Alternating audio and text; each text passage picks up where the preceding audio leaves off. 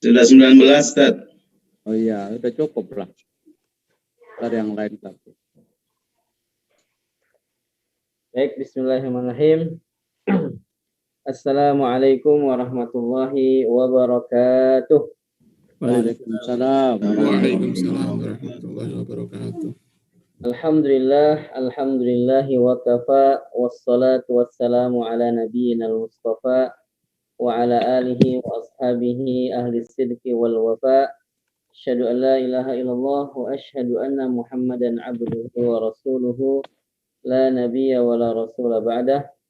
Allahumma fassalli wa sallim ala nabiyyina Muhammadin wa ala alihi wa ashabihi wa man tabi'ahu bi ihsanin ila yaumiddin, amma ba'd. Ma'asyiral muslimin wal muslimat, a'azzakumullah. Bersyukur kita pada pagi hari ini, hari Ahad tanggal 21 Februari 2021 atau di awal bulan Rajab 1442 Hijriah, bisa kembali melanjutkan rutinitas kebaikan kita berupa thalabul ilmi, ya, ngaji kitab Nasoihul Ibad, ya. Mudah-mudahan para hadirin, terutama al-Ustadz, ya, pembimbing kita, guru kita, Kiai Haji Mahmud Mahfud LCMH, senantiasa diberikan kesehatan, kemudahan, dan keberlimpahan rizki dan yang lainnya. Amin. Tentunya hari ini juga kita merasakan curah hujan yang begitu deras, ya, beberapa hari. Sebagian tempat saudara-saudara kita juga dilanda dengan musibah banjir. Kita doakan mudah-mudahan segera surut banjirnya. Amin. Diberikan kesabaran atas musibah ini, yang hilang, yang rusak diganti dengan yang lebih baik. Hadirin wal hadirat rahimakumullah, kita awali dulu dengan membaca basmalah. Bismillahirrahmanirrahim. Pertemuan kita kali ini pertemuan ke-21, ke-20, ya. Alhamdulillah, berarti sudah berjalan kurang lebih 5 bulan ngaji kitab Nasoihul Ibad ini, sudah mewarnai berbagai pelosok negeri, alhamdulillah, dengan peserta yang beragam dari ujung barat Indonesia sampai ujung timur Indonesia ada, walaupun mungkin bergantian kehadirannya. Ala kuliha, mudah-mudahan ngaji kitab Nasoihul Ibad ini bermanfaat, memberi inspirasi kepada banyak masyarakat, ya, sehingga tergerak untuk lebih baik, ya, lebih dekat kepada Allah Subhanahu wa taala. Dan kita akan membahas pagi hari ini makalah ke-30. Baik, lanjut saja, langsung kita ke guru kita pada pagi hari ini, yaitu Al-Ustadz Mahmud Mahfud LCMH. Kepada beliau kami persilahkan. Bismillahirrahmanirrahim. Assalamualaikum warahmatullahi wabarakatuh. Waalaikumsalam warahmatullahi wabarakatuh. Alhamdulillahi rabbil alamin. Wassalatu wassalamu ala asyrafil anbiya'i wal mursalin wa ala alihi wa sahbihi ajma'in. Qala Allah Ta'ala fil Qur'anil Karim wa huwa asdaqul qailin. A'udzu billahi minasyaitonir rajim.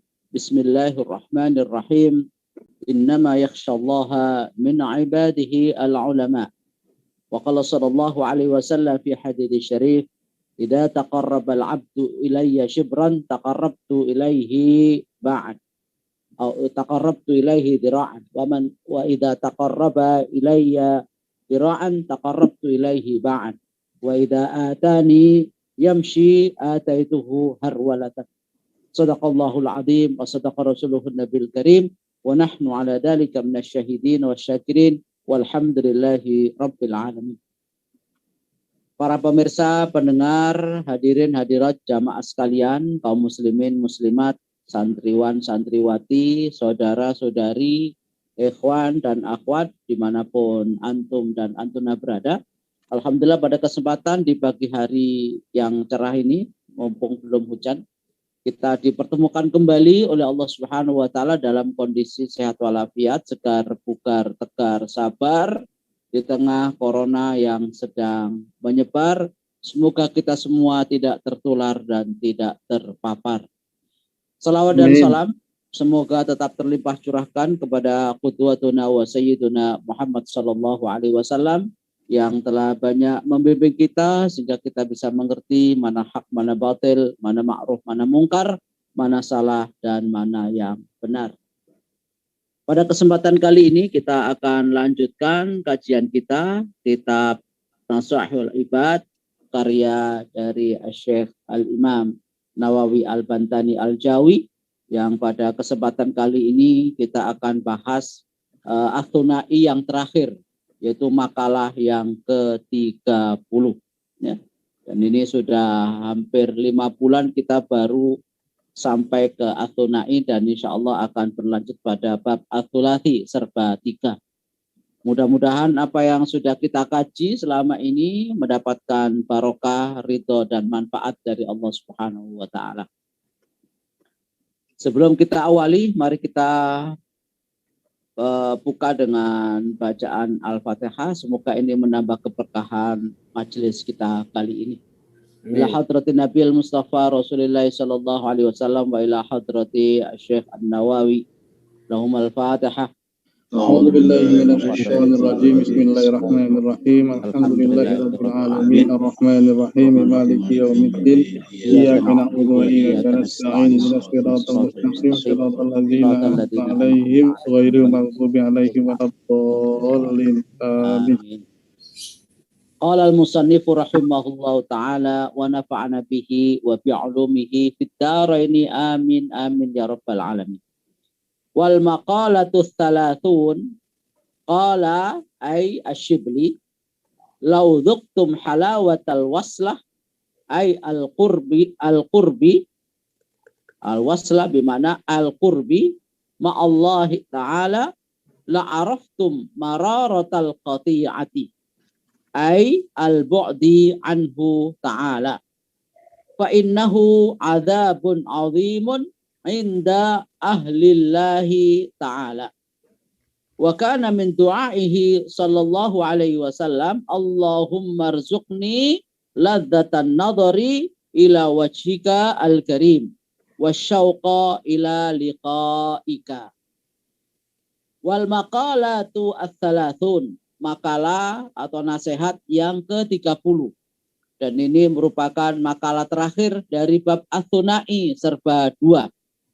Qala Asy-Syibli, Al-Imam Asy-Syibli, yang sudah kita bahas tentang biografinya kemarin, seorang ahli tasawuf dari Persia. Apa kata beliau? Lau dzuktum halawatal waslah. Lau dzuktum, lau, kalau dalam bahasanya kalau atau jikalau atau seandainya ya. Lau dzuktum, seandainya atau kalau atau jikalau, dzuktum, kamu merasakan, kamu telah merasakan, karena ini adalah fi'il madhi ya, fi'il madhi mabni atau ininya adalah ajwaf karena di tengah-tengahnya ada huruf ilat. Asalnya adalah dzaqa yadzuqu dzauqan. Maka ketika ketemu dengan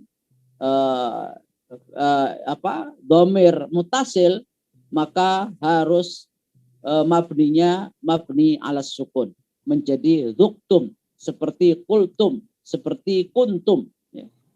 Dzuktum ini adalah fi'il madhi ketemu dengan dhamir mutasil, maka harus mabni alas sukun. Dzuktum, kalau kamu atau kalian telah merasakan. Merasakan apa?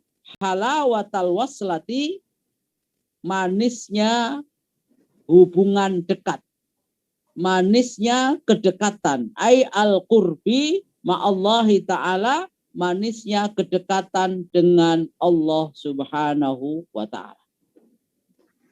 Lalu apa yang terjadi bila kalian merasakan manisnya hubungan dekat dengan Allah? Keharmonisan hubungan komunikasi dengan Allah.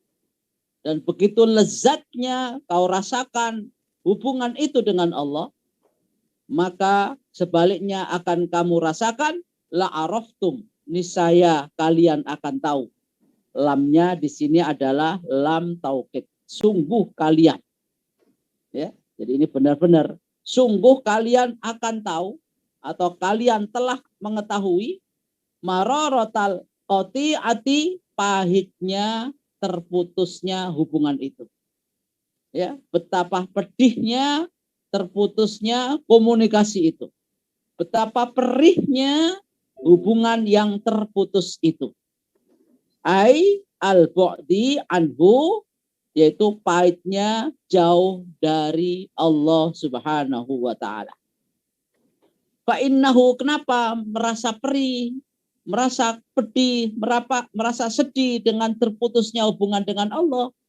Fa innahu adzabun azimun, karena terputusnya hubungan dengan Allah itu adalah adzabun azimun, siksa yang agung.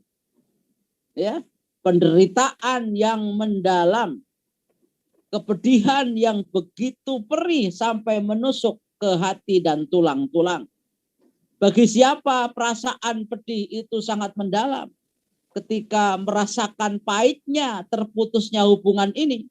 Inda ahlillahi ta'ala, bagi keluarganya Allah, bagi kekasih-kekasih Allah, bagi orang-orang yang dicintai Allah.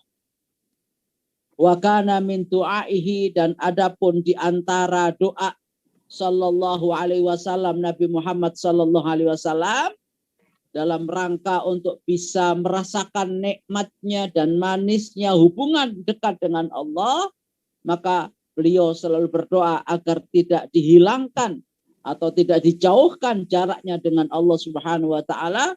Beliau selalu berdoa mengajari kita, Allahumma rzuqni ladzatan nadhari ila wajhika al-karim wasyauqa ila liqa'ik. Allahumma, ya Allah. Allahumma ini berasal dari kata ya Allah, kemudian diganti menjadi Allahumma. Ya, sama dengan amin, itu maknanya adalah istajib. Ya, itu namanya isim fi'il. Isim tapi artinya fi'il amar. Allahumma, ya Allah, urzuqni. Ya, urzuqni, berilah rizki padaku, berilah anugerah padaku, ladzatan nadhari, kenikmatan melihat dan memandang, ila wajhikal karim, kepada wajahmu yang mulia dan agung itu, wasyauqa ila liqa'ik, dan rindu bertemu denganmu. Masya Allah, ini doa yang sangat dahsyat. Ya Allah, berikanlah anugerah padaku, lezatnya dan manisnya, indahnya pertemuanku, sehingga bisa memandang wajahmu yang mulia dan kerinduanku untuk bertemu dengan. Nah, makalah yang ke-30 ini, kata Imam Syibli, ya, memberikan wejangan kepada kita, bila kita sudah pernah merasakan betapa manisnya, betapa nikmatnya, betapa lezatnya hubungan dekat dengan Allah, maka kalian akan merasakan pahitnya keterputusan hubungan itu dengan Allah Subhanahu wa taala. Ibarat orang yang saling menyinta di antara dua insan yang sedang mabuk asmara, saat dia sedang romantisnya, sedang cinta-cintanya, sedang membumbung tinggi asmaranya, bergeni-geni, berapi-api, tiba-tiba diputuskan di tengah jalan. Apa yang terjadi? Maka dia menjadi putus cinta gara-gara dia diputuskan oleh pasangannya. Streslah dia, putus asa, akhirnya bunuh diri, minum baikon, rasa jeruk. Nah, ya. Kenapa? Karena nggak tahan sakitnya hati, pedihnya hati. Sakitnya di mana? Sakitnya di sini. Itu dengan manusia, coba. Ketika sedang kita lagi cinta-cintanya, lalu diputus di tengah jalan. Lalu ditolak di tengah jalan. Maka kita akan merasakan pedihnya keterputusan hubungan. Nah, ini bisa dirasakan oleh siapa? Hanya oleh orang-orang yang menjadi keluarga Allah. Bagi mereka yang menyadari hubungan, tapi bagi mereka yang tidak menyadari, ya udah terputus dengan Allah, biasa aja. nggak akrab dengan Allah, oke-oke aja. Tapi bagi mereka yang merasakan kedekatannya itu sesuatu yang sangat istimewa, sehingga satu saat dia lalai lalu menjauh dari Allah Subhanahu wa taala gara-gara kemaksiatannya. Begitu dia sadar, pedih, perih, derita ya yang dirasakan. Maka dikatakan di sini fa innahu adzabun azimun, merupakan penderitaan yang sangat agung. Kepedihan yang begitu mendalam bagi orang-orang yang termasuk bagian dari keluarga Allah Subhanahu wa taala. Ya. Jadi ini hanya bisa dirasakan oleh orang-orang yang menyadari ya kenikmatan hubungan, keakrabannya dengan Allah Subhanahu wa taala. Begitu dia lagi longsor, lengser dari ketaatan dan imannya lagi turun, hatinya galau, resah, gundah, gulana, getir, pahit, pedih, dan perih. Tapi lagi-lagi bagi yang biasa sudah meninggalkan Allah, jauh dari ibadah kepadanya, jauh dari ketaatannya, dan tenggelam dalam kemaksiatannya, maka rasa kepedihan, keperihan, penderitaan, dan kesengsaraan batin itu pun tidak ada rasanya. Artinya nggak merasakan penderitaan dan tidak merasakan kepahitan, tidak merasakan penderitaan sama sekali. Karena memang sudah biasa meninggalkan kemaksiatan. Oleh sebab itu Rasulullah SAW ya memberikan satu wejangan kepada kita untuk selalu berdoa kepada Allah Subhanahu wa taala agar kedekatan kita dengan Allah Subhanahu wa taala ini tidak hilang. Kedekatan kita dengan Allah Subhanahu wa taala tidak musnah. Ya. Tidak lepas begitu saja. Maka Rasulullah menganjurkan Allahumma rzuqni ladzatan nadhari ila wajhikal karim. Ya Allah, berikan anugerah suatu saat nanti aku bisa melihatmu. Nanti di akhirat itu. Melihat wajahmu. Karena manusia yang bisa melihat wajah Allah Subhanahu wa taala menurut riwayat hanya Rasulullah SAW ketika Isra Mi'raj. Nabi Musa yang ingin melihat Allah saja tidak mampu melihatnya karena memang tidak tahan dengan sinar dan cahaya Allah. Dan itu pun karena tuntutan Bani Israel yang ingin melihat Tuhannya. Karena mereka mengiri kepada orang-orang lain yang punya Tuhan bisa melihat dan ketemu Tuhannya, maka mereka protes kepada Nabi Musa. Ya Musa, mana Tuhan kami? Tolong tunjukkan kepada kami agar kami bisa melihat wajahnya. Nabi Musa pun ingin melihatnya, tetapi Allah Subhanahu wa taala katakan kamu tidak awalan tarani, kamu enggak akan bisa melihat. Tapi enggak ya Allah, saya ingin melihat sebentar saja. Akhirnya Allah perintahkan kepada Nabi Musa untuk datang ke Bukit Turisina. Bila nanti satu saat muncul dari balik bukit itu sinar, itulah Allah Subhanahu wa taala. Begitu muncul sinar dari balik Bukit Turisina, fa kharra Musa sa'iqa. Maka Nabi Musa langsung pingsan dan tersungkur karena nggak tahan dan nggak kuat menahan begitu hebat dan dahsyatnya cahaya Allah Subhanahu wa taala. Nah, kita nanti di akhirat akan ketemu Allah Subhanahu wa taala. Akan bertatap muka dengan Allah Subhanahu wa taala. Dan ini yang kita inginkan, pertemuan nikmat yang paling besar di akhirat itu ketemu Allah. Yang sekarang ini kita hanya bayangkan seperti yang dikatakan oleh Rasulullah SAW, al-ihsan an ta'budallaha ka'annaka tarahu fa illam takun tarahu fa innahu yarak. Itu pun hanya bayangan. Bahwa ihsan itu adalah engkau beribadah kepada Allah Subhanahu wa taala seakan-akan kamu melihatnya, hanya seakan-akan. Berarti kita hanya membayangkan Allah di depan kita walaupun tidak berbentuk. Karena kita tidak bisa memberikan gambaran tentang Allah itu bagaimana. Atau kalau tidak, kamu merasakan diawasi terus di belakangmu oleh Allah.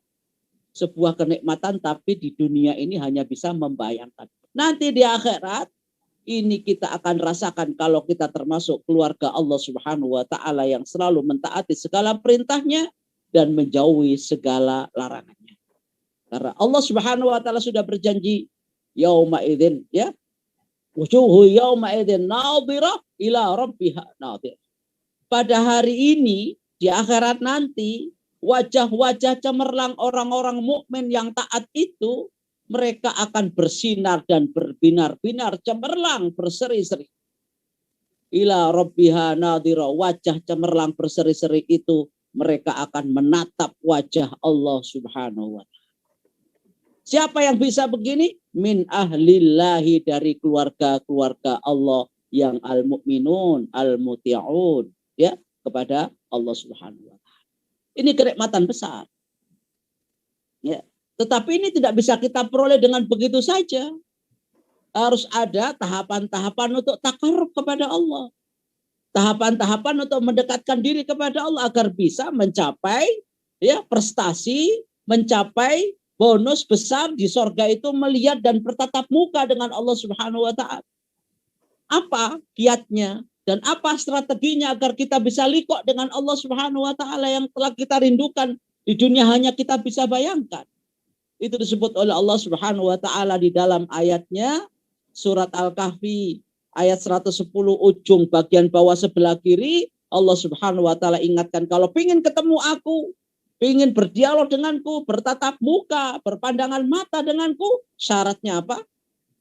Man kana yarju liqa'a rabbih falyamal 'amalan shalihan wa la yusyrik bi'ibadati rabbih ahada. Syaratnya dua, kata Allah. Man kana yarju liqa'a rabbih, barang siapa yang ingin ketemu, bertatap muka, berpandangan mata, berdialog langsung, dan tanpa penerjemah ketika kita dialog dengan Allah dan langsung bisa bahasa Arab, walaupun di sini ya bahasa Arabnya masih pletot-pletot, di sana nanti kalau masuk surga otomatis bahasa Arabnya lancar, dialog dengan Allah biduni turjuman, tanpa penerjemah dan translator.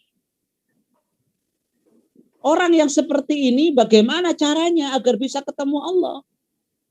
Allah syaratkan fal ya'mal amalan salihah. Syaratnya hendaklah beramal soleh. Apa itu amal soleh? Dua syaratnya. Al-ikhlas wal ittiba. Murni karena Allah dan mengikuti tata cara dan sunnah Rasul. Tidak boleh salah satunya. Ikhlas tanpa mengikuti sunnah enggak diterima.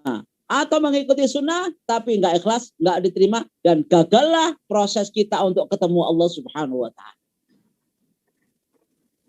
Kenapa? Karena Allah tidak menginginkan amal yang toleh. Allah menginginkan fal ya'mal amalan sholihah. Tapi dari kedua unsur ini yang paling penting mana? Yaitu unsur ikhlas dan unsur ittiba. Karena kata amal soleh itu sudah mengandung dua unsur tadi, ikhlas dan ittiba. Allah mengingatkan yang paling penting dari dua unsur itu apa? Yang paling penting dari dua unsur itu adalah ikhlas. Itulah sebabnya kenapa di penghujung ayat itu Allah Subhanahu wa ta'ala katakan wala yusyrik bi'ibadati rabbih ahada. Ya, wala yusyrik bi'ibadati rabbih ahada.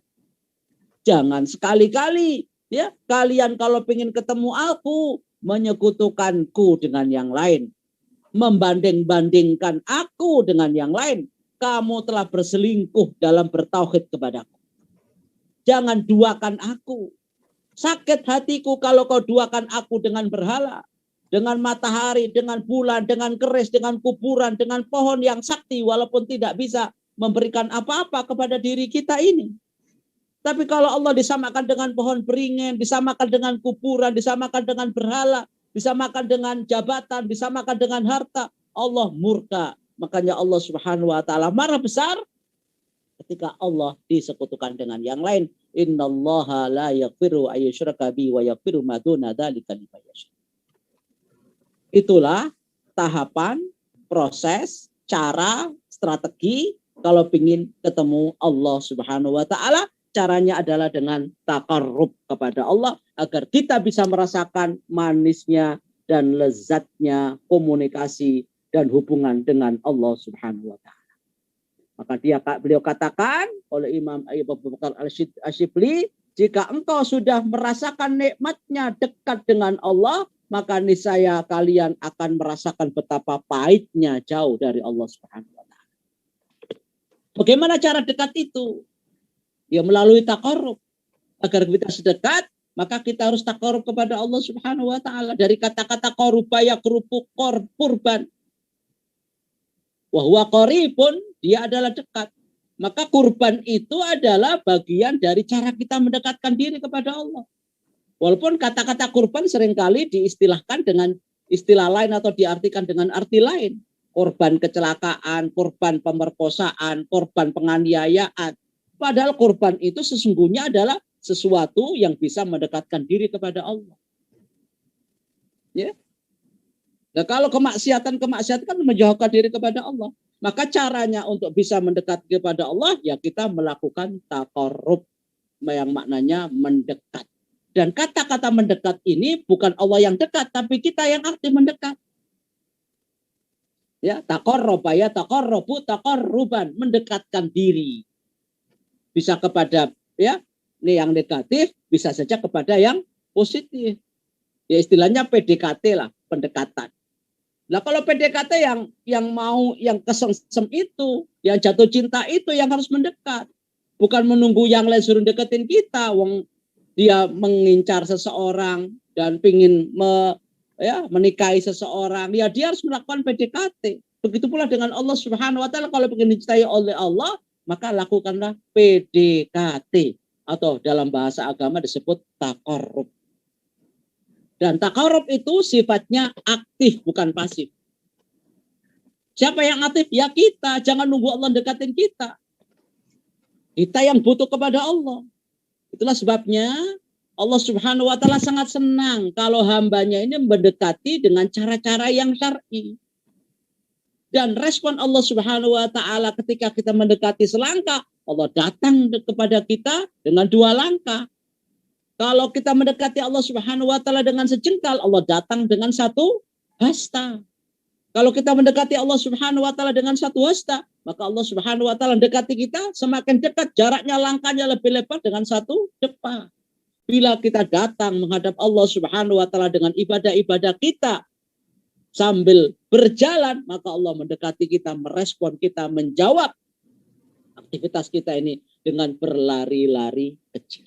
Dan itu yang dikatakan oleh Rasulullah SAW ya dalam hadis yang diriwayatkan oleh beliau sebagai hadis qudsi, ya Rasulullah mengatakan man taqarraba ilayya shibran taqarrabtu ilaihi dira'an wa man taqarraba ilayya dira'an taqarrabtu ilaihi ba'an wa man taqarraba ilayya masyan wa man atani masyan ataitu harwalatan. Barang siapa yang mendekati aku dengan sejengkal saja, dengan amalan-amalan soleh yang sederhana, yang kecil-kecil, misalnya sholat witir hanya 1 rakaat, sholat duha hanya 2 rakaat, baca Quran hanya selembar, maka respon Allah Subhanahu wa taala dengan balasan yang lebih besar dari apa yang kita lakukan. Maka Allah datang dengan 1 hasta. Bila kita datang dengan 1 hasta, Allah datang dengan 1 depa. Artinya semakin lebar langkah Allah, semakin lebar mendekati kita. Dan apabila kita hanya berjalan menuju Allah Subhanahu wa taala ya dengan santainya, walaupun tidak sesemangat orang yang bergiat untuk mendekati Allah, kita sekedar saja melakukannya, maka Allah datang harwalatan, lari-lari kecil mendekati kita. Artinya apa? Kalau kita semakin dekat kepada Allah, Allah pun akan mendekati kita. Semakin kita menjauhi dari Allah Subhanahu wa taala, maka Allah pun akan semakin jauh dari kita. Kalau kita hanya selangkah, Allah datang 2 langkah. Tapi kita kalau mundur selangkah, maka Allah pun akan menjauh dengan 2 langkah. Kalau kita 2 langkah, Allah 4 langkah. Kalau kita 4 langkah, Allah menjauh dari kita 8 langkah. Itulah yang menjadi judul lagu Bimbo, aku dekat, engkau dekat, aku jauh, engkau jauh. Jadi kalau aku dekat padamu ya Allah, engkau pun akan dekat padaku.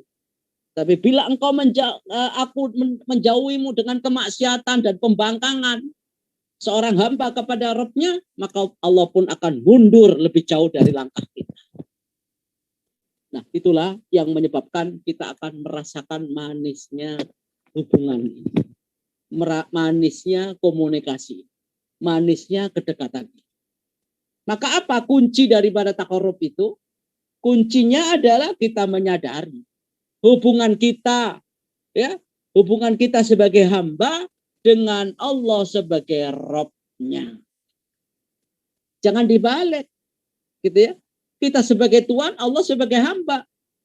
Berarti kita yang nyuruh Allah Subhanahu wa taala mendekati kita. Kok Allah nggak ngasih rezeki saya ya? Allah nggak ngasih kesehatan kepada saya ya? Kenapa Allah Subhanahu wa taala nggak ngasih anugerah kepada saya? Loh, yang butuh itu siapa?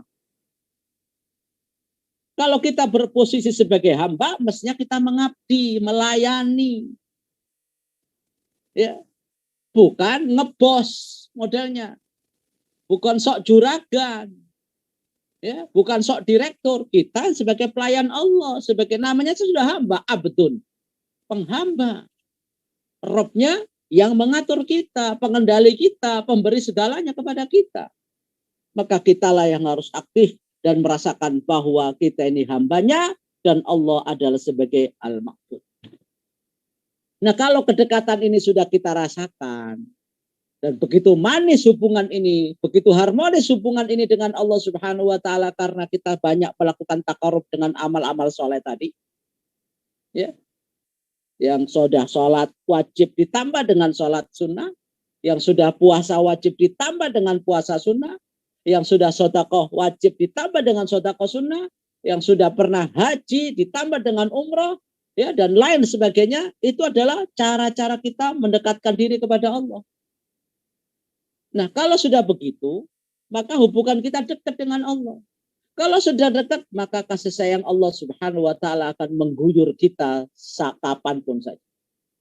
Dan kita dijauhkan dari laknatnya dan diguyur dengan rahmatnya. Kalau sudah demikian, apa bonusnya? Apa jaminannya kalau kita sudah dekat?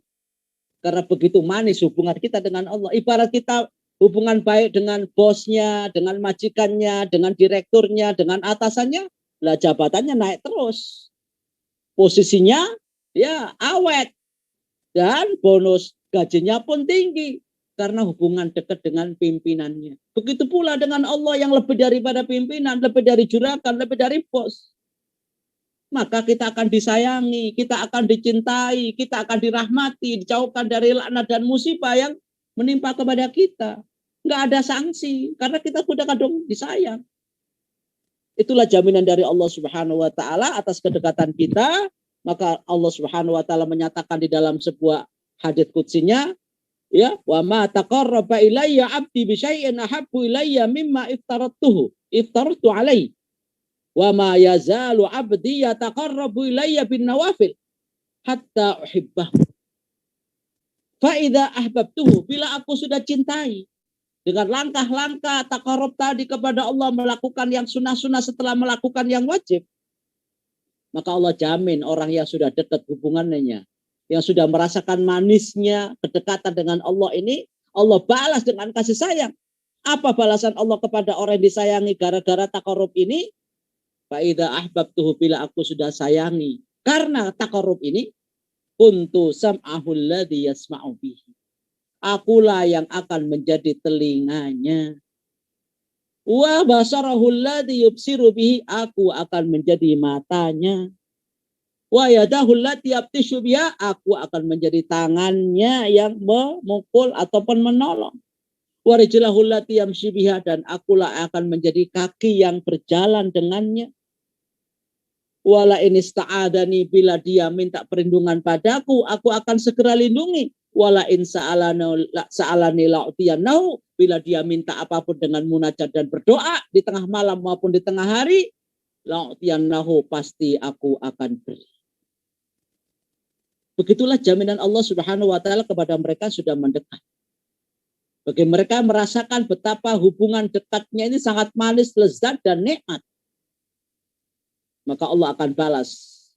Allah akan jaga telinganya dari hal-hal yang berbau maksiat. Dan Allah jaga daripada penyakit kuping dan telinga. Allah jaga dari bahaya, musibah yang menimpa telinga ini. Segalanya akan terjaga karena Allah merahmatinya. Wa basarahul ladzi yubsiru bihi, dan Allah akan jaga matanya dari pandangan dan penglihatan yang liar dan berbau maksiat. Allah jaga matanya daripada penglihatan yang diharamkan. Allah jaga matanya dari penyakit-penyakit mata.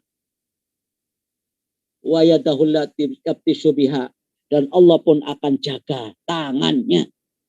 Ya.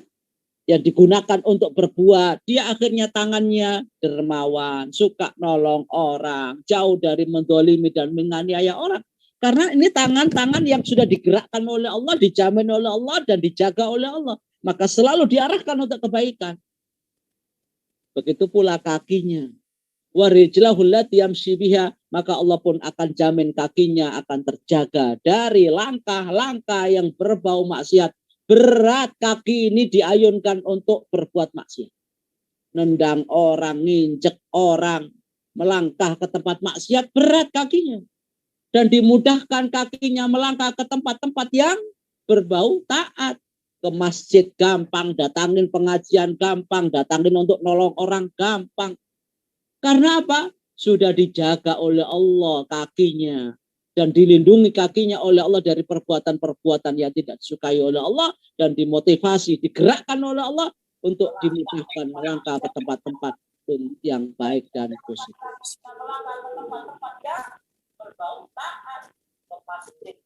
Wa in sa'alani la'utiyannahu, kata Allah. Apabila dia minta apapun, Allah akan beri. Nggak pernah ditolak, doanya itu makbul. Karena hubungannya dekat. Seperti kita hubungan dengan pimpinan, dengan atasan. Kita ngajukan apapun, langsung direspon. Karena kita hubungan sudah dekat dan saling mengerti. Saling punya perasaan yang begitu akrab. Tapi kalau hubungan kita dengan atasan jauh, minta tambahan gaji ditolak, minta kenaikan pangkat ditolak, bahkan mungkin kita terancam PHK karena kita adalah pembolos, pemalas, bekerja nggak profesional, nggak taat, nggak loyal, pantaslah akan di PHK dan diancam dipecat. Tapi kalau kita loyal jelas kepada Allah Subhanahu wa taala, berbakti, mengabdi kepada Allah, apapun yang kita minta, bahkan sebelum kita minta pun akan diberikan bonus dan anugerah.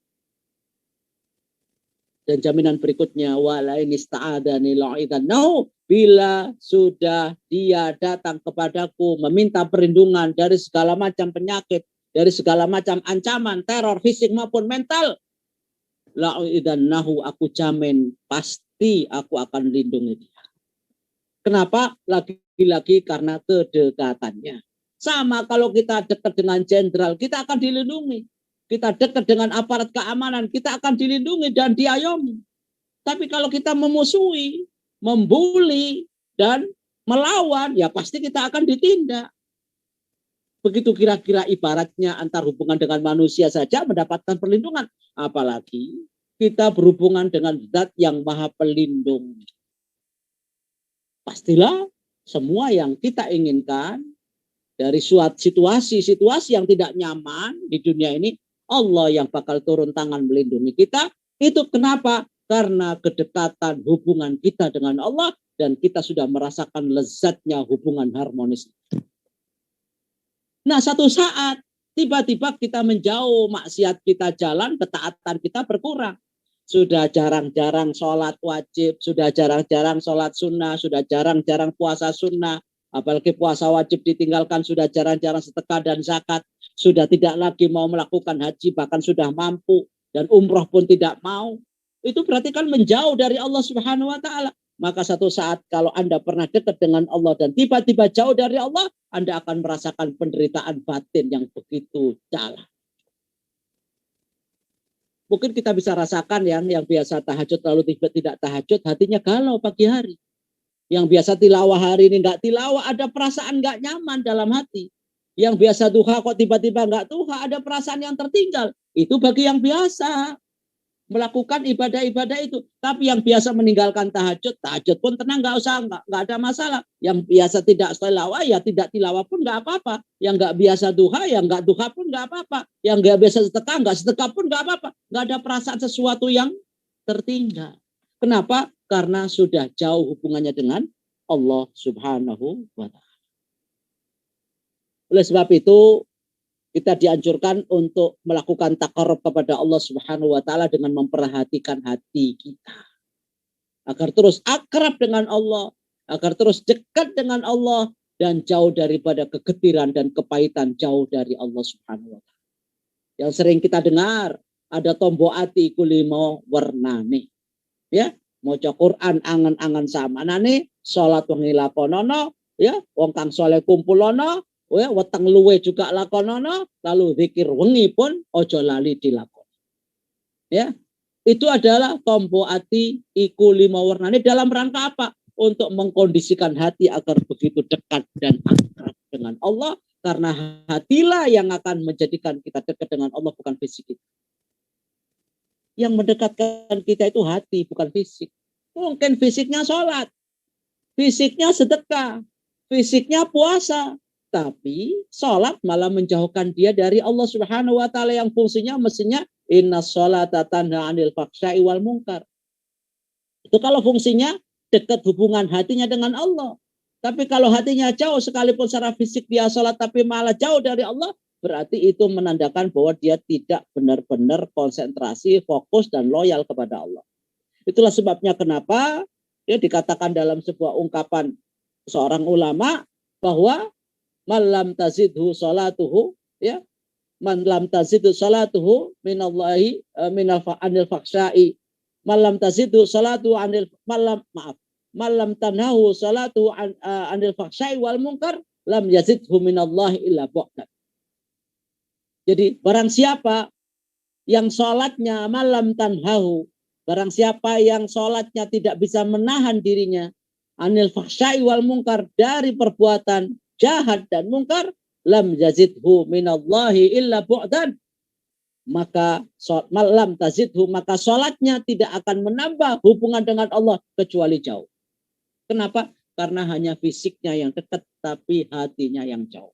Maka caranya adalah dengan mengobati hati itu dengan 5 perkara, membaca Quran sambil tadabbur, dan itu pun kalau dibaca di dalam masjid akan dapatkan 4 bonus dari Allah Subhanahu wa Ta'ala. Sebagaimana Rasulullah katakan, mastama qaumun fi baitin min buyutillahi yatluna kitaballah wa yatadarasuna fima bainahum illa nazalat alaihimus sakinah wa ghasyyatumur rahmah wa hafatumul malaika wa dzakarahumullahu fiman indah. Yang salah satunya dampak positif baca Quran itu adalah nazalat alaihimus sakinah, ketenangan batin dan ketentraman hati, kenyamanan mental. Nah, dari sinilah kita akan semakin dekat. Lalu sholat malam. Di tengah malam itulah Allah Subhanahu wa Ta'ala anjurkan kita, terutama sepertiga malam, dalam rangka munajat yang tanpa gangguan sinyal, karena tidak banyak orang yang melakukan hubungan dengan Allah. Maka dikatakan oleh Rasulullah SAW dalam sebuah hadis Tirmidzi, dan hadisnya ada hasan, alaikum biqiyamil lail fa innahu da'bus salihina qablakum wa huwa qurbatun ila rabbikum. Nah, ini kata-kata wa huwa qurbatun ila rabbikum. Qiyamul lail adalah sarana mendekat kepada Allah. Ya. Berarti kita akan terobati kegersangan jiwa ini dengan qiyamul lail. Wa mukaffiratun lisayyi'at manhatun 'anil itsmi, menjadi penghapus dosa dan sekaligus penahan daripada dosa-dosa itu sendiri.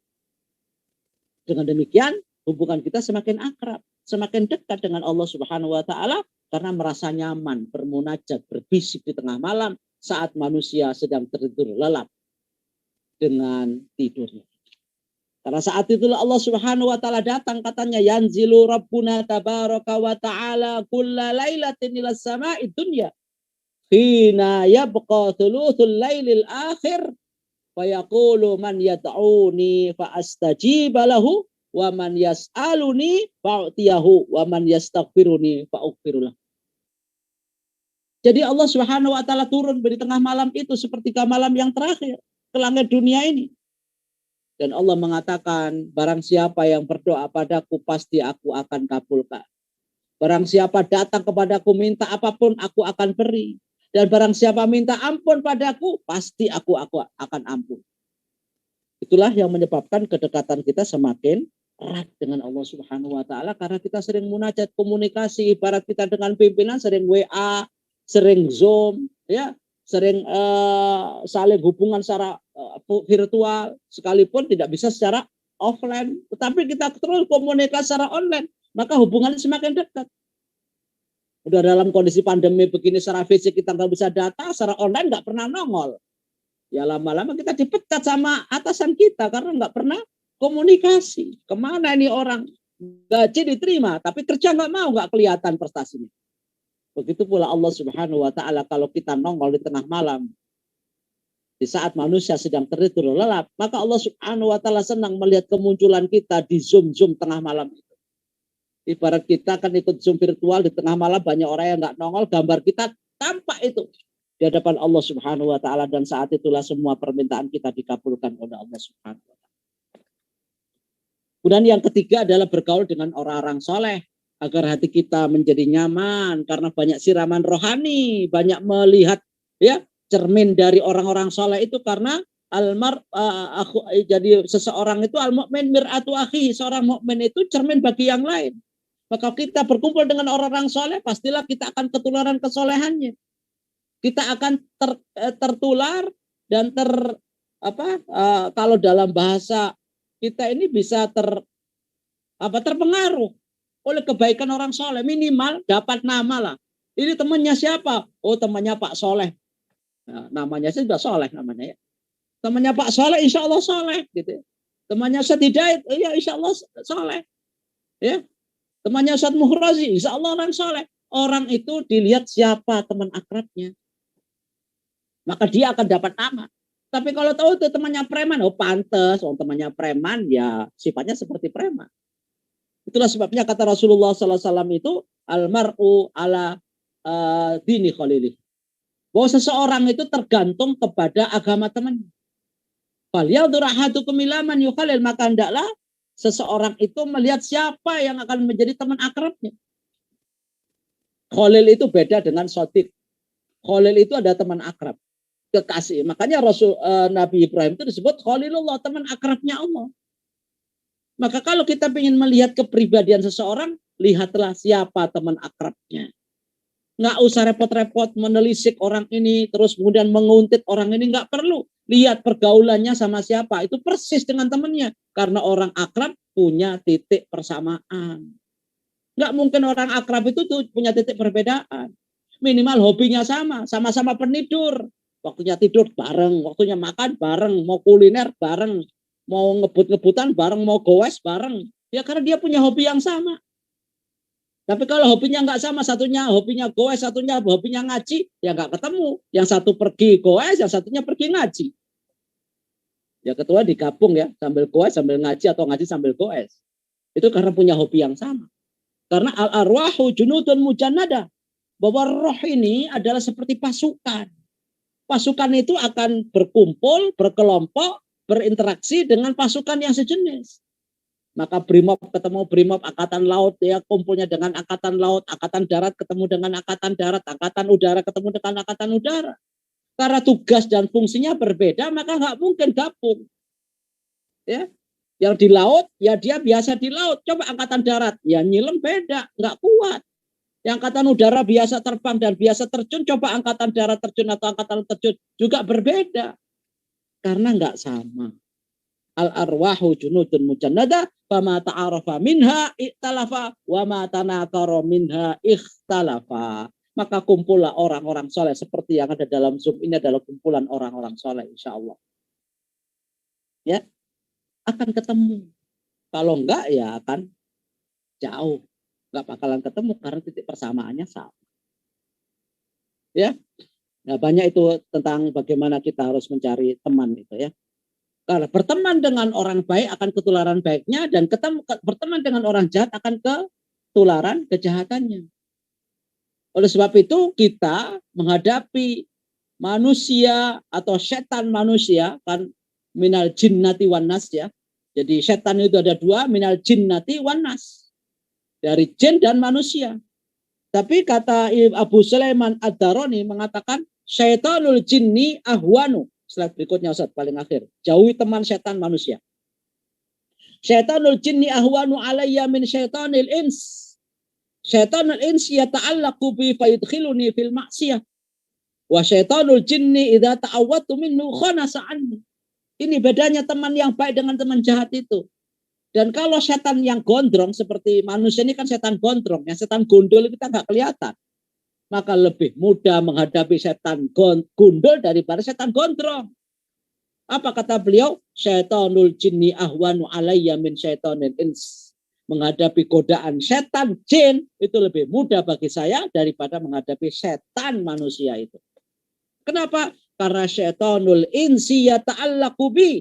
Karena setan manusia itu bersama-sama kumpul sama kita, menggoda, mengganggu kita tiap hari di depan mata kita, mungkin dalam rumah kita atau dalam komunitas kita, tetangga kita, itu syaitanul ins. Faidkhiluni fil maksiyah, kemudian mendorong kita untuk berbuat maksiat karena dorongan-dorongan komunitas. Itu lebih berat karena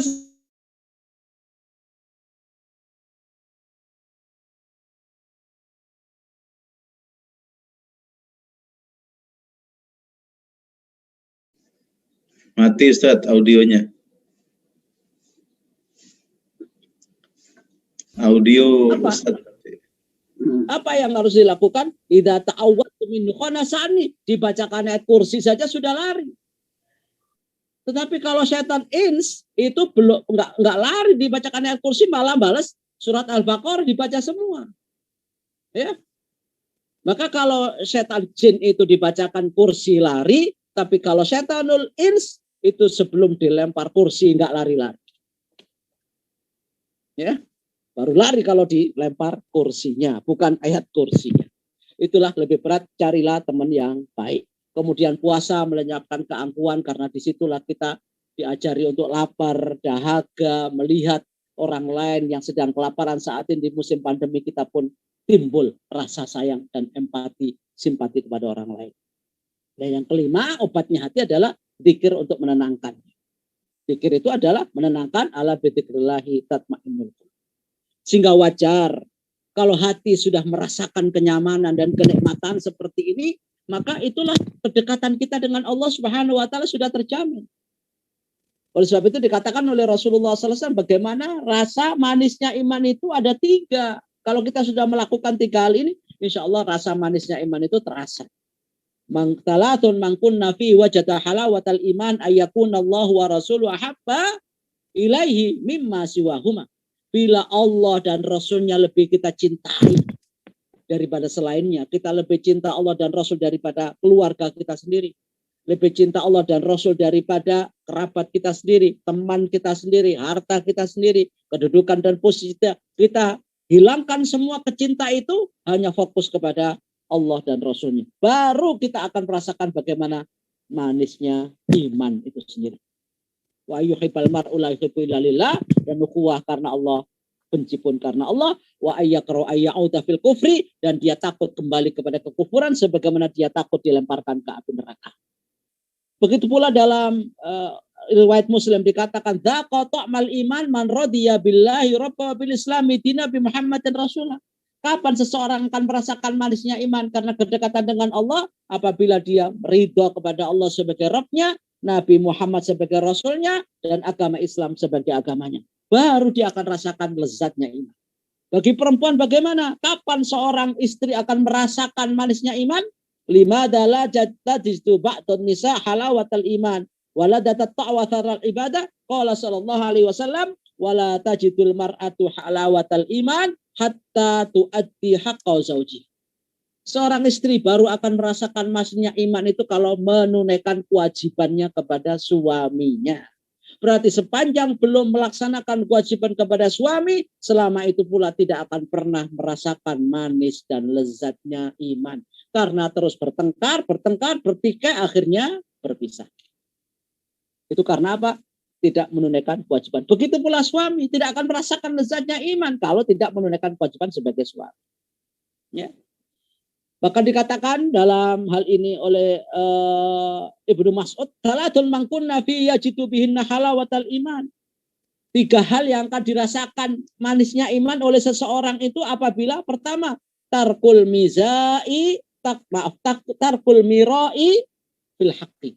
Meninggalkan ya perdebatan walaupun itu dalam masalah kebenaran.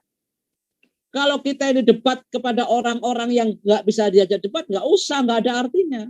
Makanya Imam Syafi'i mengatakan, saya berdebat dengan beribu-ribu orang alim, saya selalu menang. Tapi saya berdebat dengan orang bodoh dan dungu, selalu kalah karena nggak paham-paham. Jadi kita harus lihat siapa yang diajak debat itu. Maka kalau kita berdebat kepada orang-orang walaupun kita di pihak yang benar, ya nggak usah diteruskan. Dan situlah kita akan merasakan lezatnya iman kalau kita meninggalkan debat yang tidak perlu. Wal kadhibu fil mizaha, dan bohong dusta dalam keadaan bercanda. Bercanda pun nggak boleh dusta. Ya, maka kalau pelawak-pelawak ingin diketawain orang dengan mendustakan sesuatu, ya itu nggak boleh itu. Malah berdosa.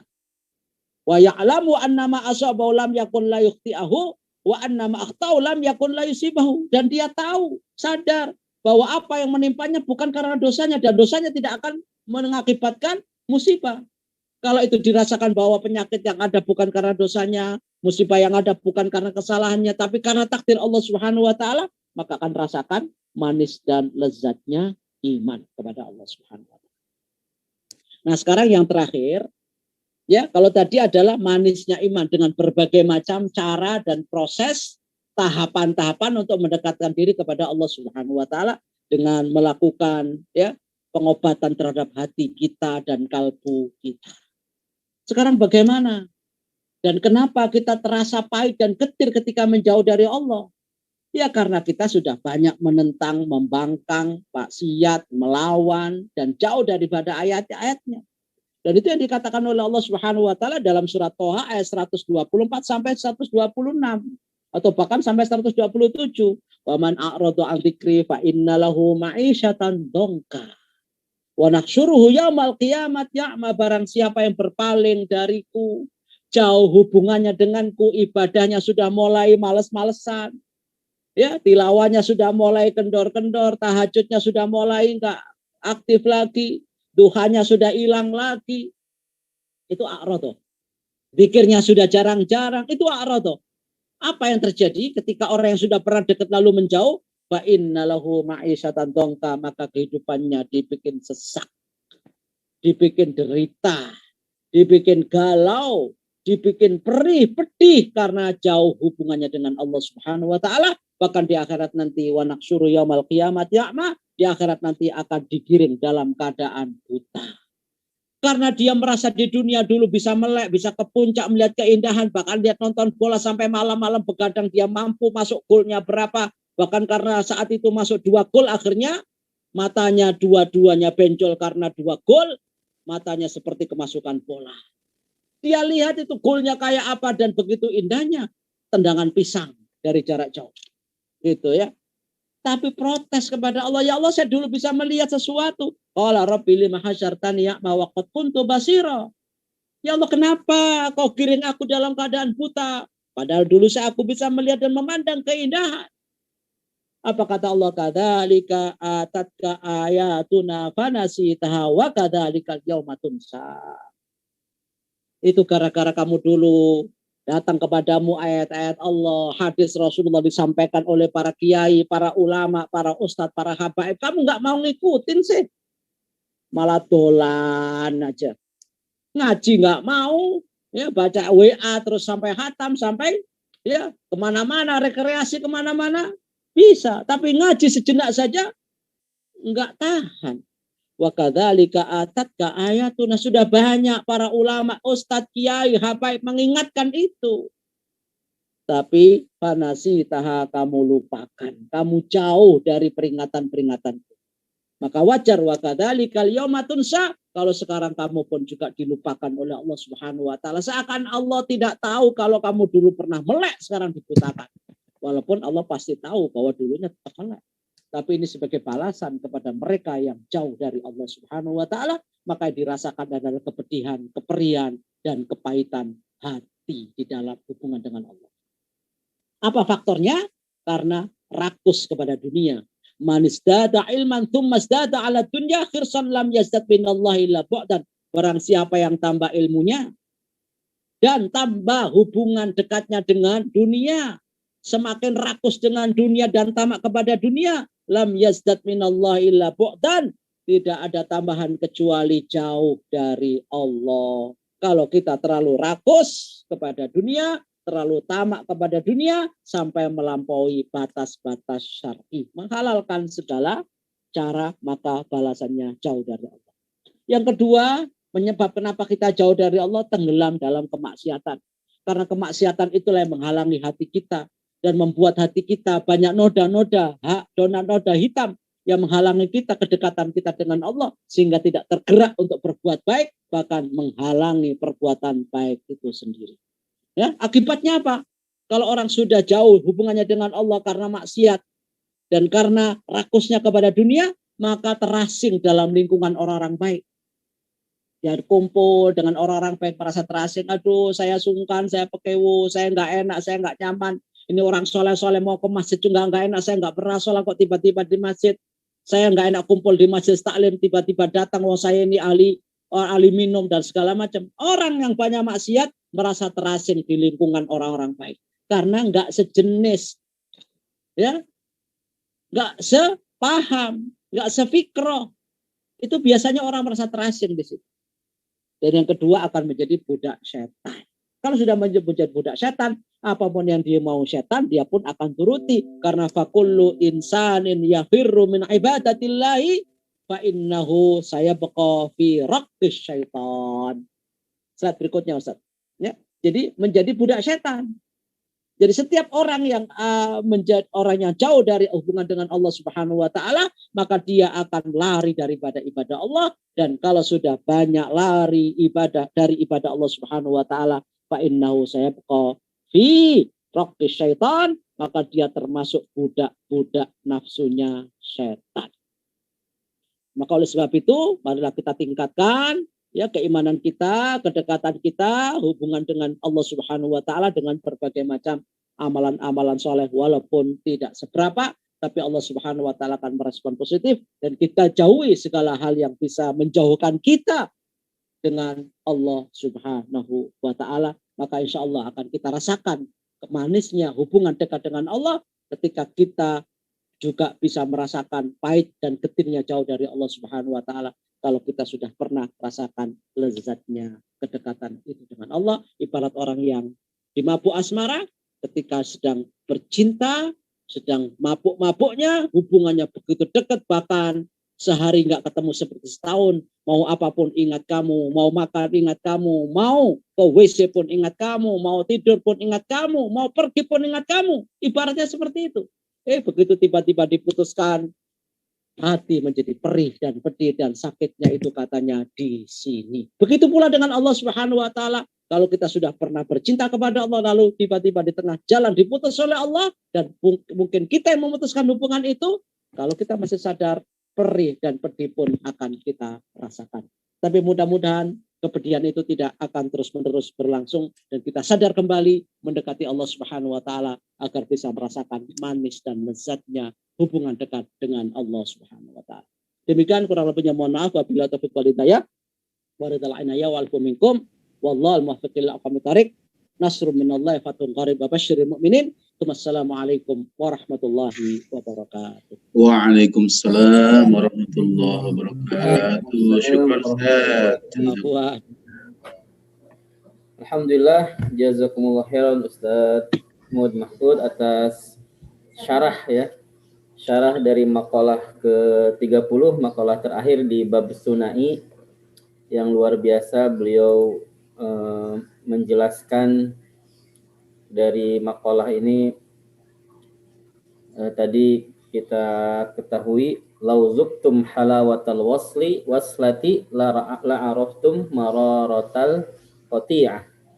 Jika kalian merasakan manisnya ketersambungan dengan Allah, maka kalian akan mengetahui perihnya terputus dengan Allah. Masya Allah ya, ini dalam sekali, ini bisa dijadiin judul buku dan luar biasa Ustaz. Mudah-mudahan jadi disertasi ini. Jadikan buku Ustaz, nanti kita terbitkan insya Allah. Dan tadi ya antum kumpulin aja ini semua selama 5 bulan ini bisa jadi buku ini. Amin amin insyaallah. Materinya dikumpulin.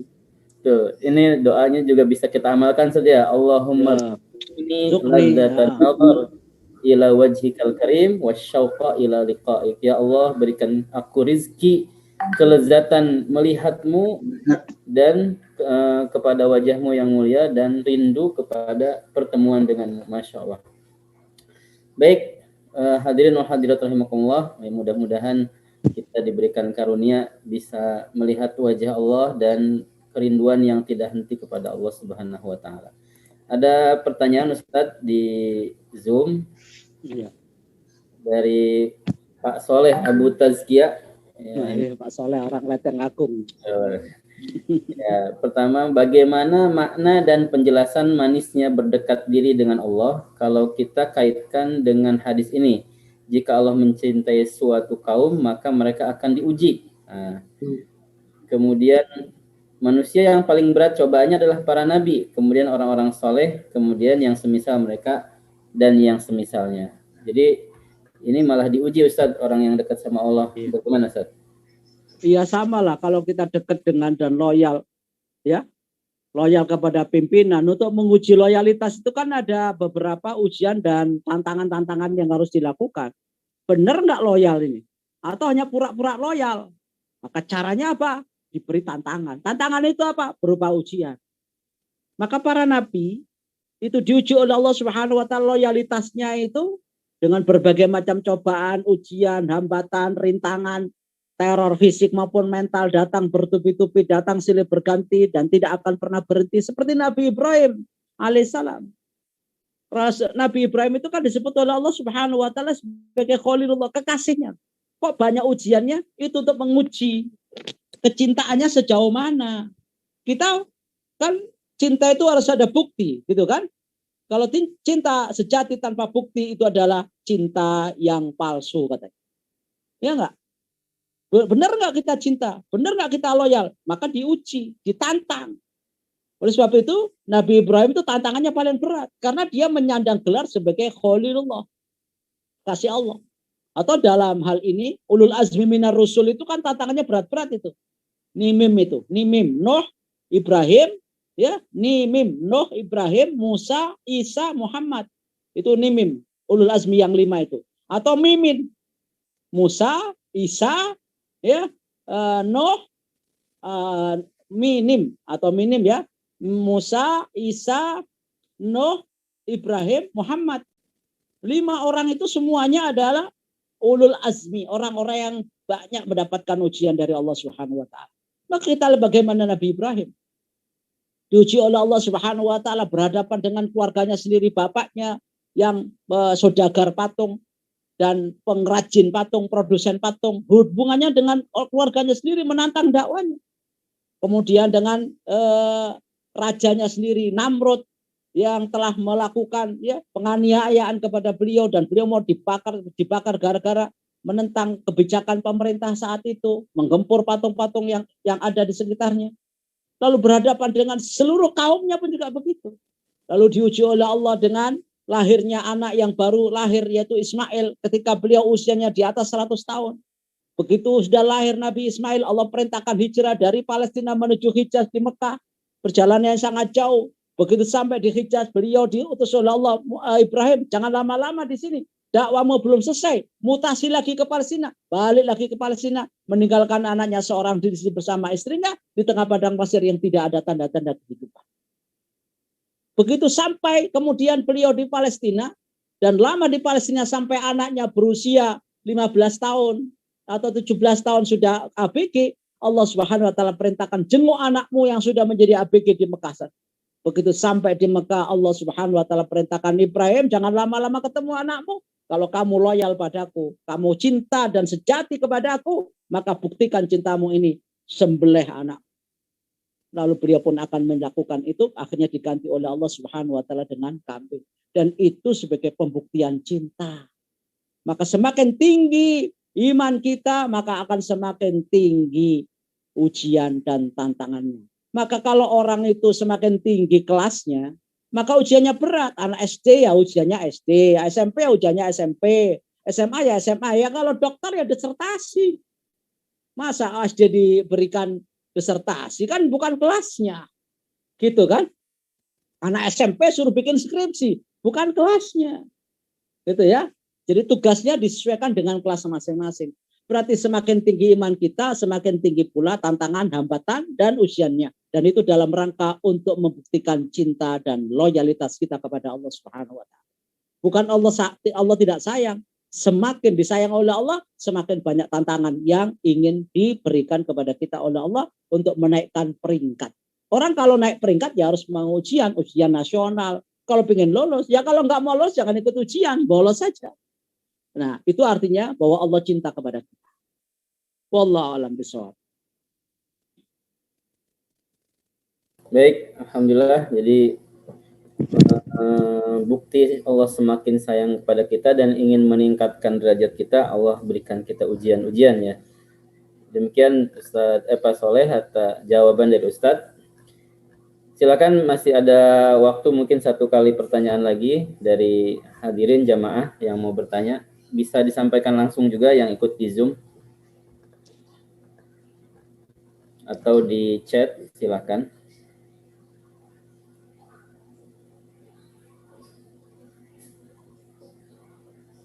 Ya, barangkali sudah cukup ya, Masya Allah. Ini tinggal kita amalkan ya. Tadi yang di makalah ke-30 ini adalah petikan doa Nabi ya, bisa kita amalkan, kita baca. Karena kalau dari Nabi berarti maksur ya, doa yang dianjurkan ya, doa Allahumma rzuqni ladzatan nazar ila wajhikal karim wasyauq ila liqaik ya. Mudah-mudahan sesuai dengan hadis ini kita semua diberi kesempatan nanti lilladzina amanu lilladzina ahsanul husna wa ziyadah. Betul, orang-orang yang beramal kebaikan nanti mendapatkan bonus ya Ustaz ya.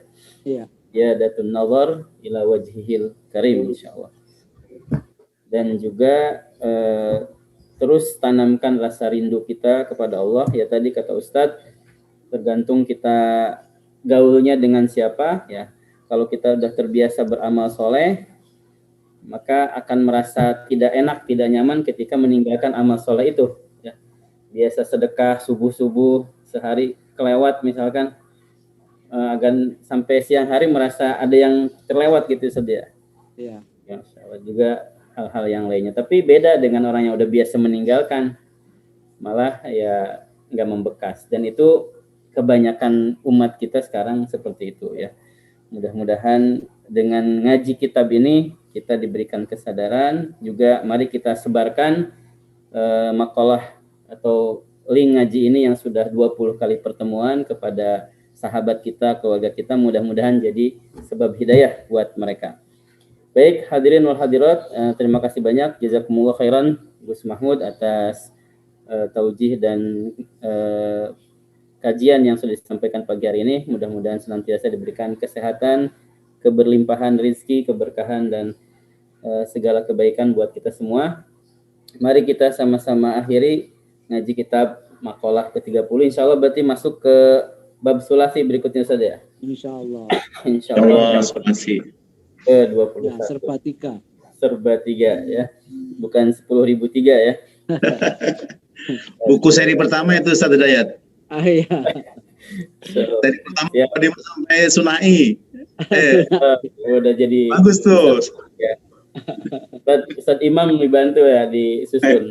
Siap sama arahan Ustaz Mahfud ya. Sama Ustaz Hidayat lah.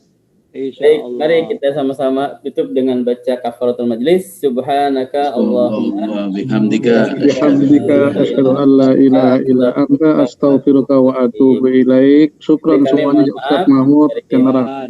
Assalamualaikum warahmatullahi wabarakatuh. Waalaikumsalam warahmatullahi wabarakatuh.